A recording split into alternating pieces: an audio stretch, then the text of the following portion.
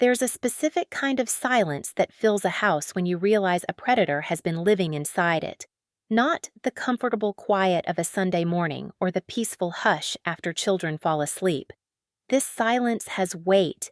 It presses against your chest like a hand and makes every breath feel deliberate, dangerous, like the air itself might shatter and reveal what's been hiding underneath. I'm standing in our guest room right now, holding documents I found hidden behind Diane's carefully organized clothing, legal documents, custody petitions, photographs of my children that I didn't take and didn't authorize, a file labeled Evidence of Neglect that's thicker than my daughter's baby book. My name is Lauren Peterson. I'm 28 years old. 8 months ago, I made a decision that nearly destroyed my family. I let my husband's aunt move into our home. The thing about monsters is they rarely look like monsters when they first arrive. They look like family members who've fallen on hard times. They look like the people you're supposed to help because that's what good people do. They knock on your door with suitcases and sad stories, and you let them in because turning them away would make you cruel. Diane showed up on a Tuesday in January with 2 suitcases and eyes that looked like she'd been crying for days. My husband, Noah's favorite, aunt, the one who'd sent birthday cards with $20 bills when he was growing up, the one who'd come to our wedding and told me I was the daughter she never had. She'd lost her apartment, she explained. Her landlord was selling the building and she couldn't find a new place in time. Just needed somewhere to stay for 2 months, maybe 3, just until she got back on her feet. We had the space, a guest room on the first floor with its own bathroom, barely used except when my parents visited twice a year. Our daughter Emma was 5, our son Carter was 3, and they needed so much attention that having another adult in the house actually sounded helpful. Someone to watch them while I made dinner. Someone to help with bedtime when Noah worked late. I said yes before Noah could even finish asking if I was sure. That was 8 months ago. Diane is still here. And I just discovered she's been trying to take my children. The early days were fine. Better than fine. Actually. Diane was helpful in that unobtrusive way that makes you grateful without feeling indebted. She'd fold laundry she found in the dryer. She'd load the dishwasher after dinner. She'd read to Emma and Carter before bed, doing all the voices, making them laugh so hard they'd beg for one more story. She had rules, though, small ones at first, things that seemed reasonable. The children shouldn't eat in the living room. Crumbs attract ants. Maybe Carter should nap at the same time every day. Consistency is important for development. Emma really should practice her letters more. Kindergarten is harder than it used to be. I'd nod and agree because she wasn't wrong. These were good ideas. Helpful suggestions from someone with more life experience. She'd raised her sister's kids for a few years when her sister went through a divorce. She knew about children. She was just trying to help. But the suggestions multiplied like cells dividing. Quietly at first, then faster than I could track. Carter's vocabulary seems delayed. Have you had him evaluated? Emma shouldn't watch so much television. It affects brain development. I noticed you let them have juice boxes. The sugar content is really concerning. Each comment was delivered with concern, never judgment. Diane would touch my arm gently, her voice soft, her eyes wide with worry. She made it sound like she was on my team, like we were both trying to save my children from some unnamed danger that only she could see clearly. I started second-guessing myself. Every parenting decision became a calculation. If I let Emma have a cookie before dinner, was I being too permissive? If Carter's words were running together, should I be worried? I'd been confident as a mother before Diane moved in. 3 years of figuring things out, making mistakes, learning what worked for our family. But her gentle concern eroded that confidence like water wearing a waystone. Noah noticed I was anxious but attributed it to stress. I worked from home doing medical coding, and tax season meant longer, hours. He was managing a construction crew and getting home after dark most nights. We were tired. We were stretched thin. Having Diane there to help with the kids while I worked seemed like a blessing. I didn't notice when the help turned into control. It happened in increments so small they were almost invisible. Diane started taking Emma to her kindergarten class instead of me, just on days when I had early deadlines. She said, just to help out. Then it was every day because Emma liked the consistency. Then Diane was the one meeting Emma's teacher, talking to the school nurse, signing permission slips. "I'm already there," she'd say when I protested. "Why waste your work time?" Carter's pediatrician appointments followed the same pattern. Diane would offer to take him for his checkups since I was so busy. She'd return with reports that the doctor had concerns about his speech, about his socialization, about his eating habits. "Dr. Morris thinks he might benefit from an evaluation," Diane would say, showing me pamphlets about developmental delays. She noticed he doesn't make eye contact consistently. I'd watch Carter playing with his trucks, making engine noises, completely absorbed in his imaginary world, and wonder if I was missing something. He seemed fine to me, but what if I was wrong? What if a mother's love was making me blind to real problems? In March, I came home from a grocery run to find Diane photographing our kitchen. She looked startled when I walked in, quickly lowering her phone. "Oh, my friend was asking about backsplash tiles. I wanted to show her yours." The explanation made sense. I'd forgotten about it by dinner time. I should have paid attention to the small strangeness of that moment. Should have wondered why she looked guilt. Time, 0.4s, should have asked to see the photos. But I was carrying grocery bags and mentally reviewing my work deadlines and trying to remember if Carter needed his blue shirt for school pictures. The moment slipped past me like water through cupped hands. That's how it works. I've learned. The important moments disguise themselves as ordinary ones. You don't know you're supposed to be paying attention until it's already too late. By April, Diane had been living with us for 3 months. The 2-month timeline she'd originally mentioned had stretched without much discussion. She was looking for apartments, she said, but everything was so expensive. No. Time. 0.4s. Rents had gone up. She needed to save more money first. She'd get out of our hair soon. She promised. Noah said it wasn't a problem. She helped with the kids. She kept the house clean. She paid for groceries sometimes. Why rush her? I agreed because disagreeing would have made me look ungrateful, mean, the kind of person who kicks out elderly relatives when they're struggling. Never mind that Diane was only 62 and perfectly capable. Never mind that my house was starting to feel like someone else's home and I was just living in it. The rules kept multiplying.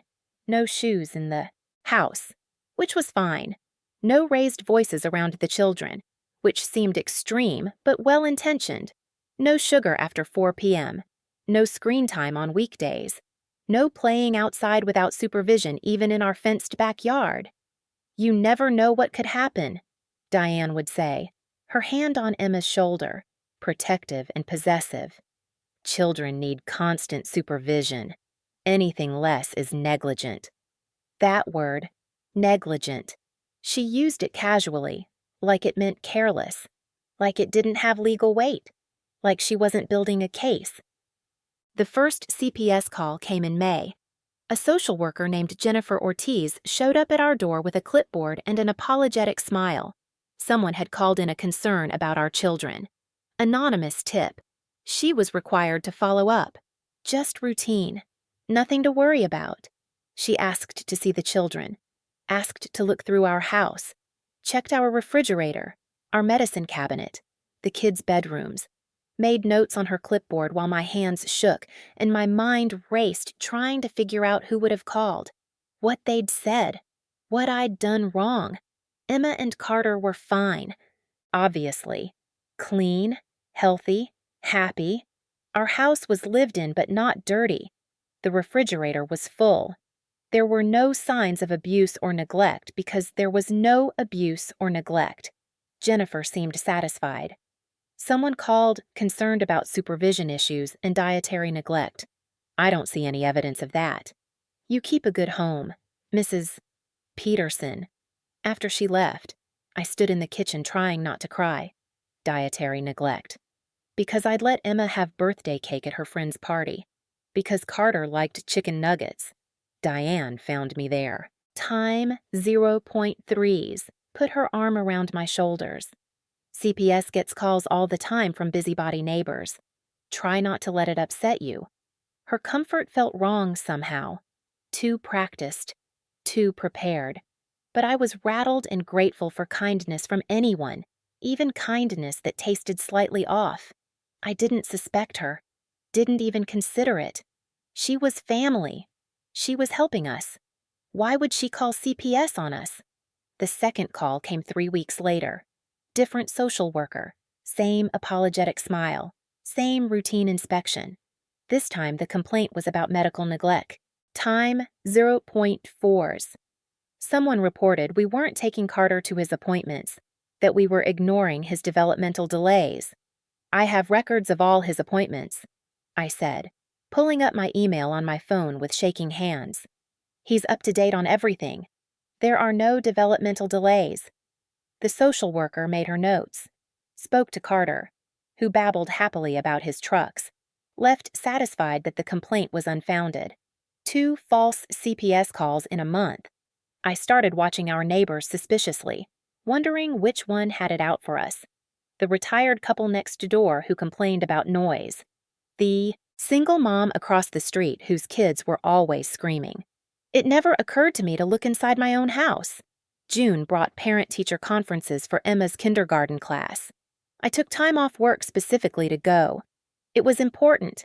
I wanted to hear about Emma's progress from her teacher directly, not filtered through Diane's reports. Mrs. Palmer greeted me warmly but seemed confused. It's nice to finally meet you, Mrs. Peterson. Diane speaks so highly of you. Finally meet me. I'd been to back-to-school night. I'd helped with the Valentine's party. Well, time 0.3s. Diane handles most of the day-to-day communication. She mentioned you work from home and have a lot on your plate. She's been wonderful about staying involved. I smiled and nodded because what else could I do? But something cold settled in my stomach. Mrs. Palmer thought Diane was Emma's primary caregiver, thought I was the busy working mother too overwhelmed to handle my own child's education. I tried to correct that impression gently. I'm very involved in Emma's life. I work from home so I can be available for her. Of course, of course. But Mrs. Palmer's smile was the kind you give someone who's being defensive, like she was humoring me. I left that conference feeling like I'd failed a test I didn't know I was taking. That night, I told Noah about the CPS calls and the teacher's confusion and how Diane seemed to be positioning herself as the children's primary caregiver. He was exhausted from work, halfway through a beer, not really listening. She's just helping out. You're reading too much into it. 2 CPS calls in a month. Noah. That's not normal. Probably some neighbor with too much time. Don't let it make you paranoid. Paranoid? That word stuck in my chest like a splinter. Was I being paranoid? Or was I finally paying attention? I started watching Diane more carefully. The way she'd redirected the children when they asked me for something. Mommy's busy working. Ask Aunt Diane. The way she'd countermand my decisions in small ways. I'd say Emma could have a snack. Diane would suggest she wait until dinner. I'd tell Carter he could play outside. Diane would worry about the heat and keep him in. Nothing big enough to fight about. Everything just significant enough to establish who was really in charge. In July, Diane started taking the children to her own doctor, not their pediatrician. A new doctor who specialized in child development, she said. Someone who could give Carter a proper evaluation instead of just doing routine checkups. Did you ask me about this? I demanded. You've been so stressed. Honey, I didn't want to add to your plate. Dr. Chen is wonderful. She really listens. I called Dr. Chen's office, asked to see Carter's file. They couldn't release it to me without proper authorization, they said. The account was under Diane Fisher's name. I'd need to come in with ID and proof of guardianship. proof of guardianship for my own son. I'm his mother, I said, my voice shaking. I don't need proof.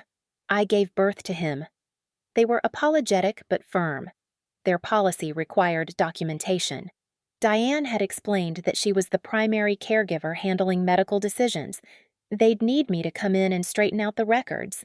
I hung up and sat in my car outside the grocery store, groceries getting warm in the trunk, trying to understand how my life had become something I didn't recognize, how I'd become a visitor in my own children's lives. That evening, I searched Diane's room. I'm not proud of this. Invading someone's privacy, someone who's living in my home as a guest, feels wrong even typing it now. But something was off. Something had been off for months, and I needed to know what I was dealing with. Her room was meticulously organized. Clothes arranged by color, desk with neatly labeled folders, toiletries lined up in perfect rows. The organization itself felt aggressive, like a statement about my own cluttered spaces. The folders were labeled innocuously. Apartment search. Medical record. Time 04s. Important documents. I opened important documents first. Inside was a draft custody petition. My name spelled correctly. Noah's name. Emma Fisher Peterson. Age 5. Carter Fisher Peterson. Age 3. The petition claimed Diane should be granted temporary custody due to parental unfitness. It cited specific incidents: CPS calls regarding neglect, medical appointments missed, developmental delays ignored, unsafe home environment, inconsistent supervision.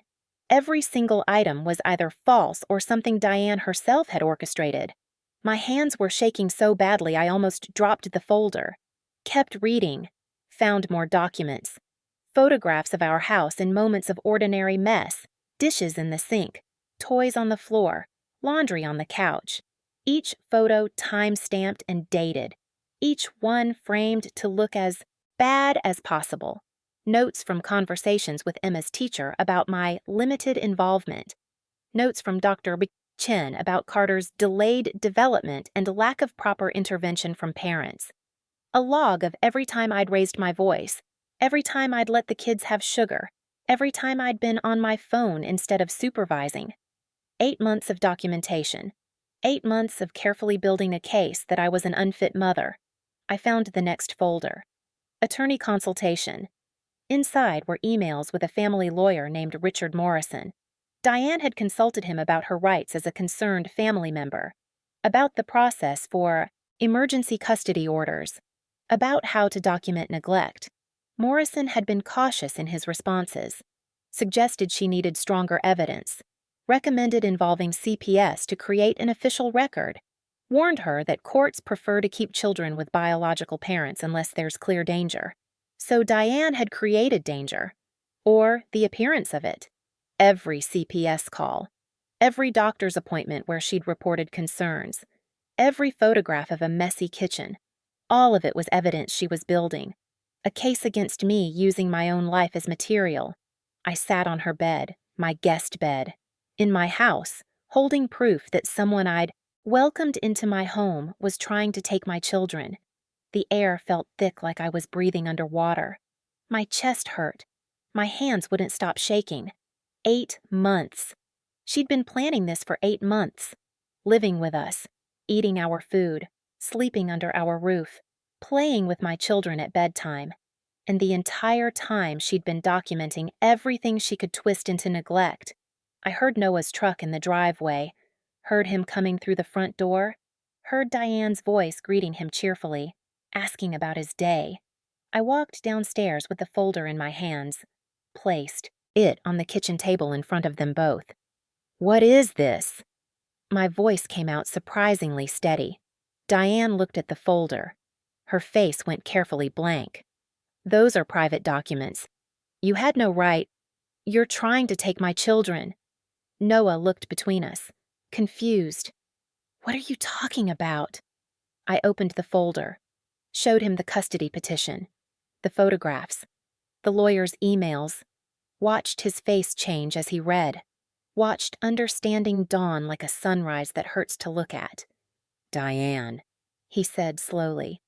What is this time 04s? She tried reasonable first.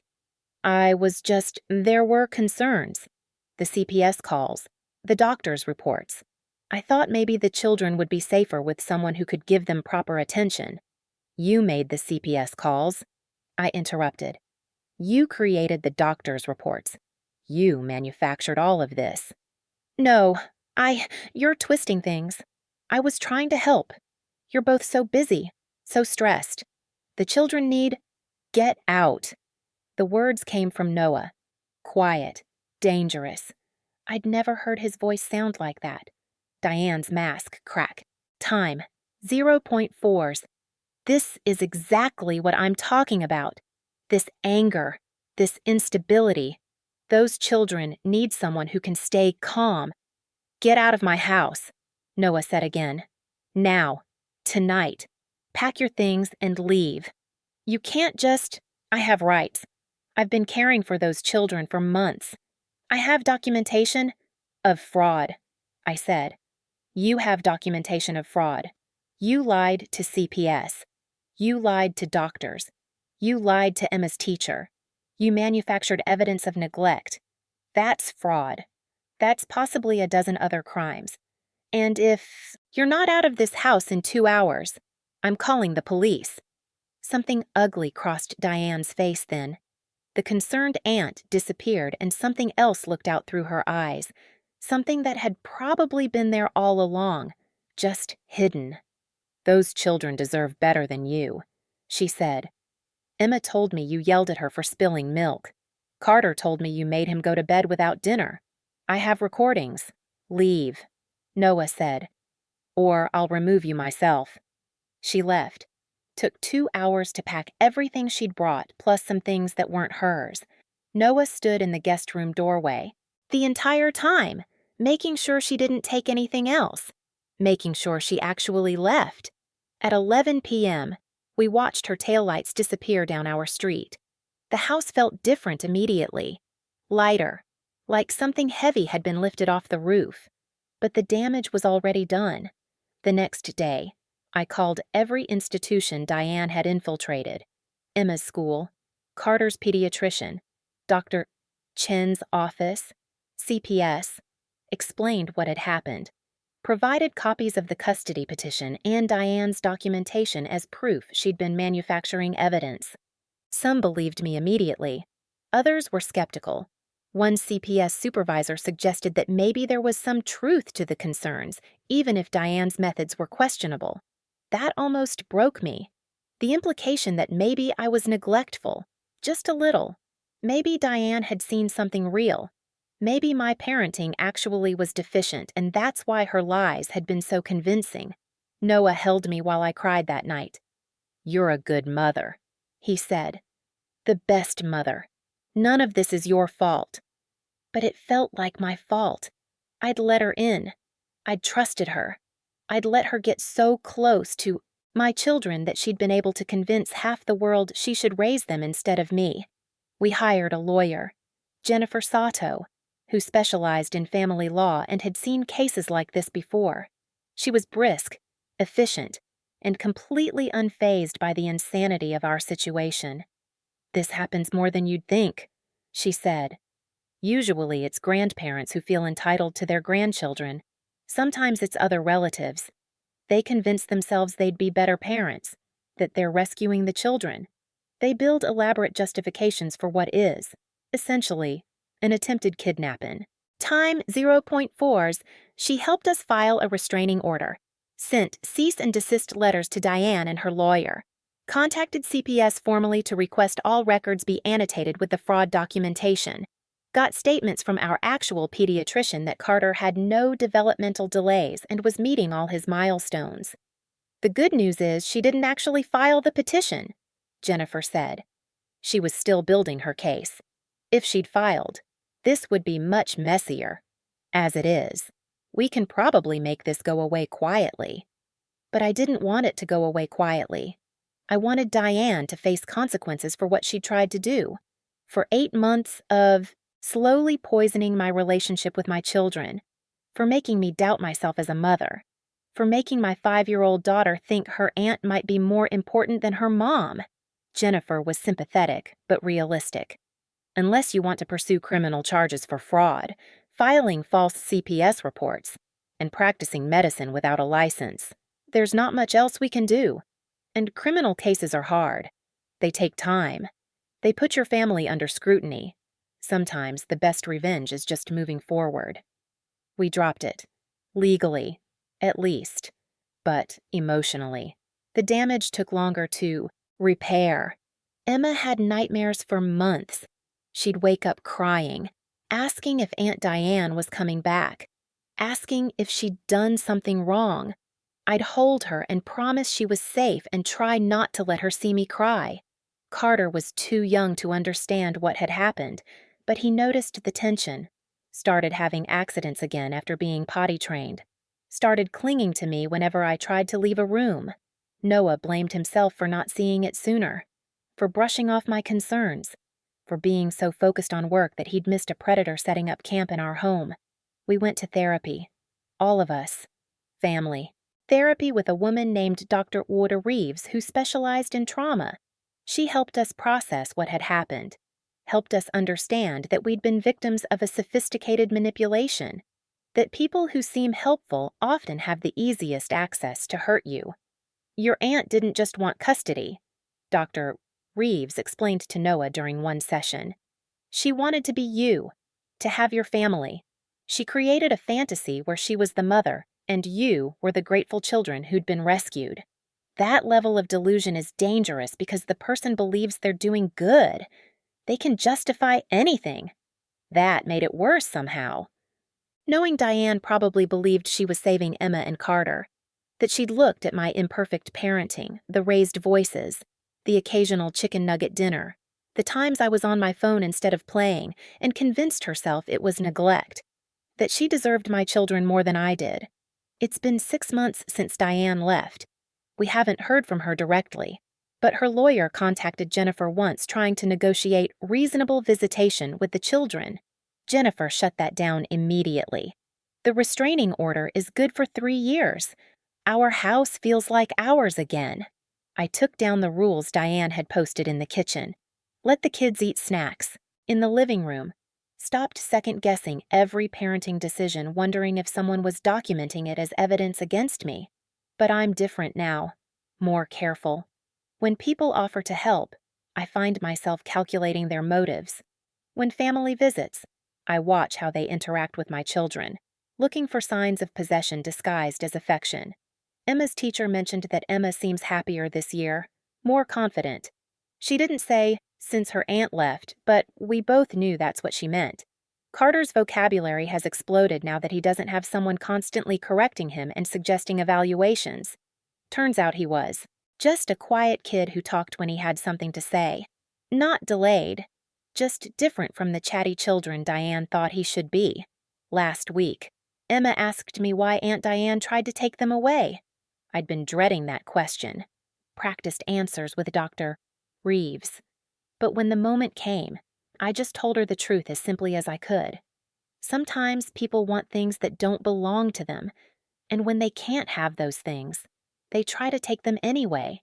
Aunt Diane wanted a family, but she tried to take ours instead of building her own. Did she love us? Emma asked.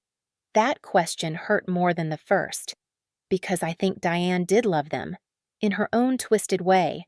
She just loved the idea of them as hers, more than she respected that they were mine. I think she loved who she wanted you to be, I said. But real love means loving people as they are, not trying to change them into what you need. Emma seemed to accept this, went back to her coloring book. Later, I found a drawing she'd made, our family of 4, holding hands, standing in front of our house. No Aunt Diane anywhere in the picture. Sometimes I think about how close we came to losing everything. If Diane had been a little more patient, built her case a little longer, convinced one more teacher or doctor that we were unfit, if I hadn't searched her room that day, if I'd been too guilty about invading her privacy to look at those folders, she almost won. And the terrifying part is how legal it all could have been. Concerned relative notices neglect, documents concerns, involves proper authorities, petitions for custody in the best interest of children. If she'd been just slightly better at hiding her manipulation, a judge might have sided with her. Because family courts see real neglect every day, time 0.4s, real abuse, real parents who shouldn't have custody. And Diane's documentation looked exactly like legitimate concern if you didn't know the context, if you didn't know she'd manufactured all of it. That's what keeps me up at night sometimes. How close the lies came to becoming truth simply because she wrote them down. How documentation can become reality if no one questions it. But we're safe now. The restraining order holds. The lawyers have everything documented. If Diane ever tries anything again, we have evidence of her previous fraud. She'd lose badly. I hope she got help. I hope she's building her own life instead of trying to steal someone else's. I hope she understands what she did was wrong. But mostly, I hope she stays far away from my family forever. Because there's a specific kind of violation that comes from someone you trusted, someone you welcomed into your home, turning out to be a threat. It's not like a stranger's violence. It's personal. It's intimate. It makes you question every kindness, every offer of help, every person who says they just want to support you. Diane taught me that monsters rarely look like monsters. They look like family members offering to help. They look like concerned relatives who just want the best for the children. They knock on your door with suitcases and sad stories, and you let them in because that's what good people do. And then they try to take everything you love while convincing you that you're the problem. I won't forget that lesson. Won't let my guard down that way again. Some people call it paranoia. I call it wisdom bought at a terrible price. My children are mine. My family is mine. And no one will take them from me ever again. Not even someone who claims to love them. Especially not someone who claims to love them. Because real love doesn't build cases. It doesn't document failures. It doesn't manufacture evidence of unworthiness. Real love shows up and helps and leaves when it's time to leave. Diane never learned that. And my children, our children, will never have to learn it from her. They're safe now. We all are. And that's the only ending that matters.